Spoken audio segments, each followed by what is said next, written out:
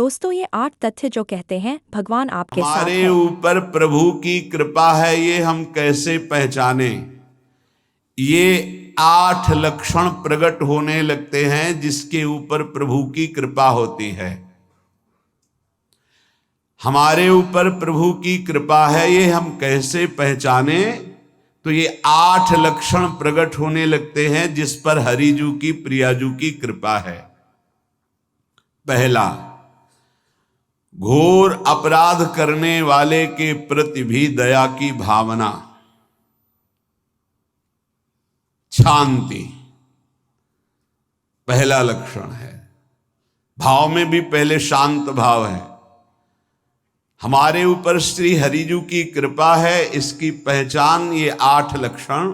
पहला, शांति, अर्थात घोर अपराधी के प्रति भी गुस्सा ना क्षमा करना, ये हरि की कृपा का लक्षण है।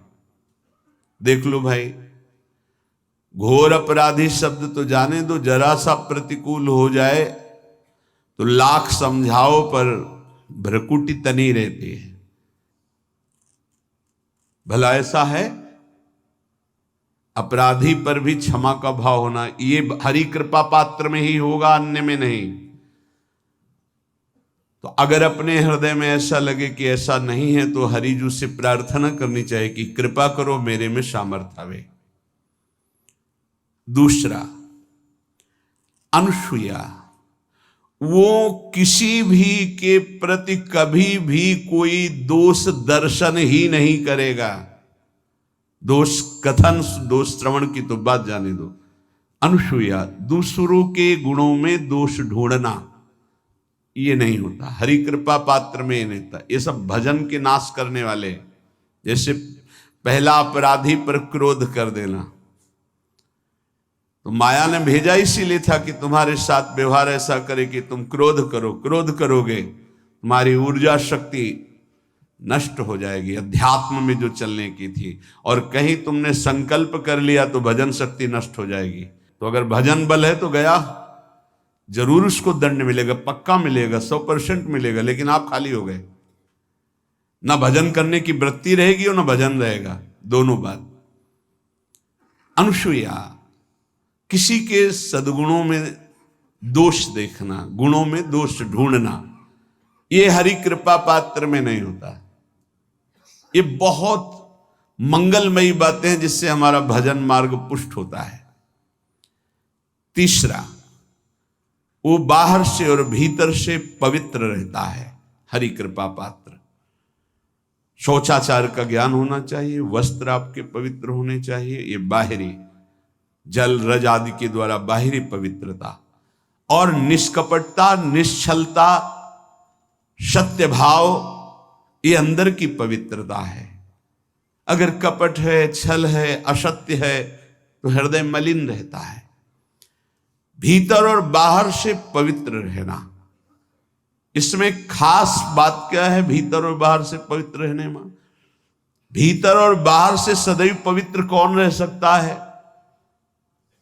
तो बोले जो पुंडरीकाक्ष भगवान श्री हरि का, प्रियाजू का स्मरण करता रहता है, वो शवायाभ्यंतर शुचि, वो बाह्य और अभ्यंतर दोनों से पावन रहता है।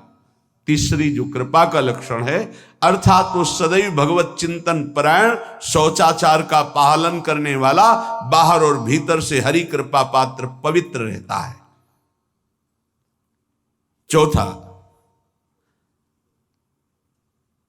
ऐसे कार्यों का अनुष्ठान न करे जिनमें हमारा भजन छूटता है, जिनमें सत्य छूटता है, जिनमें भगवत भाव छूटता है।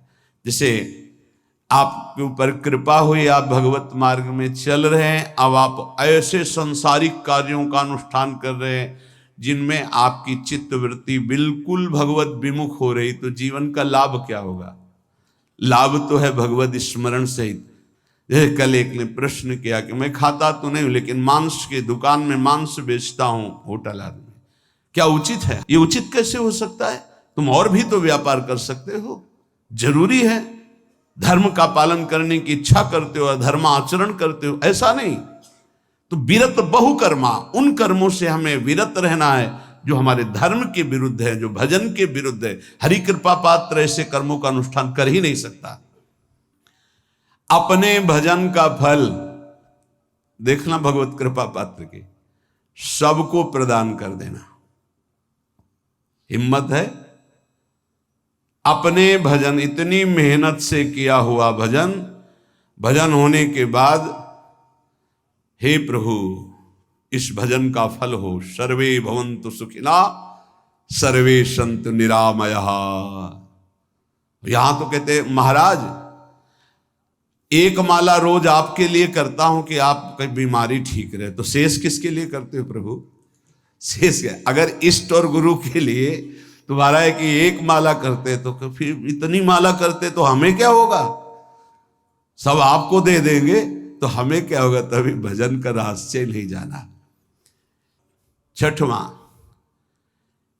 अपने भजन से अपने लिए कुछ भी ना चाहना और दूसरों की तो बात जाने दो, दूसरों से कुछ ना चाहना ये तो ठीक है, अपने भजन से अपने लिए कुछ ना चाहना है हिम्मत। देखो ये हरि कृपा पात्र में हिम्मत होती है। अपना भजन अपने प्रयोग में ना लाना, इसका भी आंतरिक रहस्य है। अपने प्रयोग में आप शरीर को लेकर के बोलेंगे, अगर स्वरूप को लेकर तो प्रयोग की कोई वहां जरूरत ही नहीं, स्वरूप पूर्ण काम है, वहां कोई अभाव नहीं। जब आप कोई भाव अपने लिए करेंगे तो देह भाव होगा, देह भाव से किसी विषय की मांग होगी। विषय पूर्ति भजन का फल नहीं होता, भजन का फल होता विषय निवृत्ति। बहुत जोर की बात है, कैसे समझ में आए? अपने भजन का भी फल अपने लिए नहीं, दूसरों से कुछ चाह रखना तो बात ही जाने दो, भजन से भी कोई अन्य सुख की चाह नहीं हुई। क्या चाहिए? भजन ही बनता रहे, भजन का फल भजन बनता रहे, खूब निरंतर जप करते रहे। सातवां, किसी भी मान सम्मान कीर्ति पद प्रतिष्ठा के मिलने पर हृदय का असंतुष्ट हो जाना, यह हरि कृपा पात्र का लक्षण होता है। प्रणाम नमस्कार जय हो तो हृदय में असंतुष्ट हो जाना चाहिए। कोई किंचन मात्र अभिमान न उदय हो जाए। प्रभु बचाओ, ये माया की चकाचौंध से बचा लो नाथ। कौन सा अपराध बन गया कि आपकी जय की जगह यहां हमको ऐसा सुनना पड़े। मान प्रतिष्ठा कीर्ति जिसके लिए बड़े बड़े लालायित रहते, हरि कृपा पात्र को विष की तरह चुभती है। और आठवां, किसी भी प्राणी समुदाय से संबंध ना रखते हुए सब पर दया की भावना, सब पर कृपा की भावना, सब पर करुणा मैत्री, पर किसी से ममता नहीं। ये सूत्र बहुत व्यवहार में प्रयोग करने योग्य है। सबसे करुणा और मैत्री, पर किसी से ममता नहीं। करुणा तो करी भरत जी ने, मैत्री भी की मृग से, पर ममता रहित नहीं रहे। ममता कर ली तो अगला जन्म हिरण का हो गया। ममता नहीं रखनी। निर्ममो निरहंकारा, करुणा मैत्री तो करनी है, जैसे इसमें आदेश है, गीता में जी आदेश है, अद्वेष्टा सर्वभूतान मैत्र करुण एवच, पर निर्ममो निरहंकारा, ये साधक की चतुरता है। प्राणी मात्र पर दया कृपा करुणा मैत्री, पर ममता नहीं। ममता किसी से, और यहां करुणा मैत्री ये तो गायब हो गई, केवल ममता रह गई है। अपने शरीर से ममता, शरीर संबंधियों से ममता, विषय भोगों से ममता, यही जहर है। संबंध में ये ममता ही जहर है, विचारों में अहंकार जहर है, कर्मों में ये आसक्ति जहर है।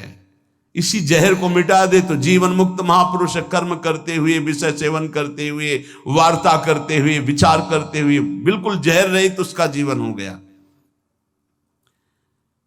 तो ये 8 बातें हरि कृपा पात्र में होती हैं, इनको बार बार सुनना और हृदय में धारण करना।